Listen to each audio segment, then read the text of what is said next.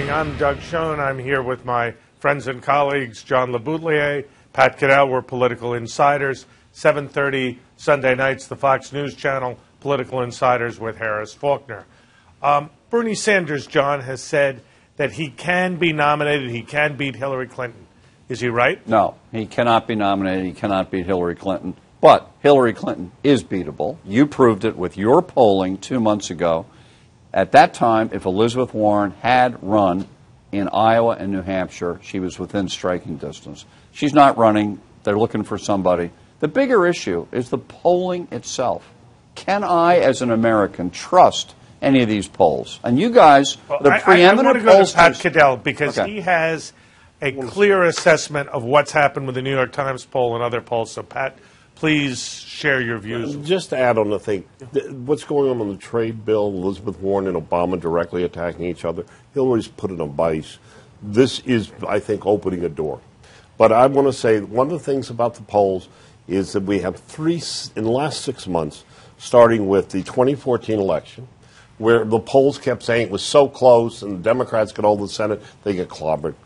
In Israel, Labor is going to win. The Labor is going to beat Netanyahu. Netanyahu wins a big victory.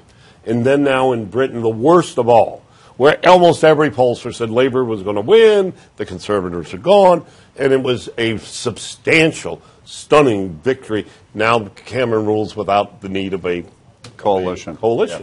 And so you have to ask yourself, what the hell's going on here? And the answer is, as we're seeing in the Hillary, and I want to bring it back to the United States, this week the New York Times did a poll with a 10% margin for Democrats that claimed that Hillary Clinton was not only weathering the storm, but doing better because of the scandal. Now, common sense tells you you've got a problem. You look at your data, you've got a problem.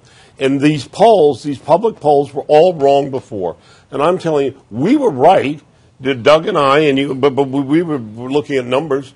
In 2014, we said at the end, what? It's a break for the Republicans. It's breaking big. And 2012, too, by the way. 2012, we also said Romney was going to lose, and we're the only people in the building who were saying this regularly because you could read you could read clearly. And then the Israeli election takes place, and I think we were all surprised because there was a sense that this. I'm telling you what. I believe that the number, look, common sense tells you that Hillary Clinton is not doing well with this. This is not helping her. We're in a different time. And I believe she's being damaged. More importantly, the polls are irrelevant right now. We do not yet have the message or the messenger who is going to dominate that election. And I think both parties are headed to this. And I'd like to hear Doug on this. Doug, I'll tell you, it's bad analysis, it's bad questioning, it's bad sampling, and it's people who don't. The New York Times CBS poll is run internally. They are not pollsters, and yet they have forced to support their own narrative, which is why I've been against for 30 years these people doing these national polls. You know, Pat raises, I think, a number of very good points, and I will not go through each of the points he made so ably, but I'll add a couple of issues.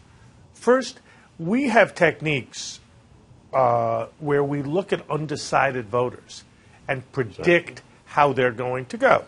Not with certainty, but with... When you say we, you mean when you poll for a sophisticated campaign. Pollsters like Pat and myself can look. Absolutely. If an undecided voter favors attacks on Iran and no government spending, unlikely to vote for Bernie Sanders. Yeah. And that's an absurd example.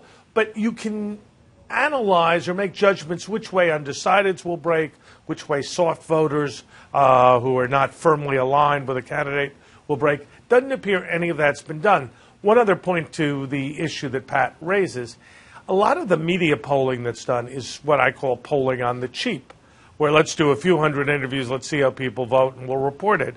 What's the difference between 1,200 interviews in great detail or 400 interviews, 5 questions? The answer is, of course, the difference is cost and quality.